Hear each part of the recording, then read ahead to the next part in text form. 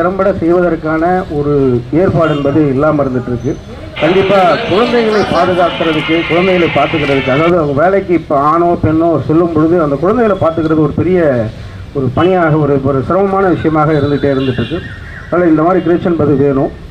இதை நான் இருக்கிறப்போ இல்லை, எனக்கு முன்னாடி இருந்தவங்களே இதை பண்ணணும்னு சொல்லி ஆரம்பித்தப்போ உயர்நீதிமன்றத்தில் கேட்குறப்போ பண்ணலான்னு சொல்லிட்டாங்க. இடம் தேடிட்டு இருக்காங்க. இடம் தேடுறப்போ இந்த இடத்த வந்து லாட்ஷிப், தண்டவாணி லாட்ஷிப் வந்து ஐடென்டிஃபை பண்ணி உடனே இதை பண்ணுங்க அப்படின்னு சொல்லி சொன்னார். ஃபண்ட் இல்லை. இமீடியட்டாக கார்பரேஷன் கமிஷனரும் டிஸ்ட்ரிக்ட் கலெக்டரும் சேர்ந்து இதற்கான ஃபண்டை நாங்கள் கொடுத்துறோம், நீங்கள் ஆரம்பிங்க வேலைங்க. அப்புறம் பிடபிள்யூடி அதை ஆரம்பித்தாங்க. வேலை நடந்துகிட்டே இருக்குது, ரொம்ப நாளாக நடந்துகிட்ருக்கு. நான் வரப்போ வேலைகள் ஆரம்பித்து நடந்துகிட்டு இருக்கப்போ நான் வந்தேன். அப்புறம் இதை உடனே பண்ணலான்னு சொல்லி பண்ணோம்.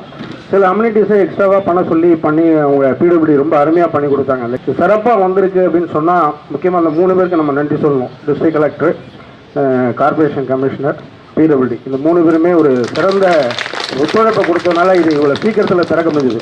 இது பல்வேறு நபர்களுடைய அவங்களுடைய உந்துதலாலோ முயற்சியினால தான் இந்த கிரட்ச் என்பது இப்போது திறக்கப்பட்டிருக்கு. இந்த கிரட்சை திறக்க சொல்லி நம்முடைய நிர்வாக நீதிபதிகள் இருவருமே நான் சொன்னாங்கன்னா, இதுக்கு போய் ஒரு ஃபங்க்ஷன்லாம் நடத்தி எல்லாரையும் கூப்பிட்டு நடத்தோம்னா அதுக்கு லேட் ஆகும், நீங்கள் போய் திறந்துட்டு எனக்கு ரிப்போர்ட் அனுப்புங்கன்னாங்க. அதனால தான் இது உடனே திறந்தாச்சு. இல்லைன்னா திறந்திருக்க மாட்டேன். யாராவது வரப்போ, நம்ம நீதிபதிகள் வரப்போ நம்ம திறந்துக்கலான் இருந்தோம்.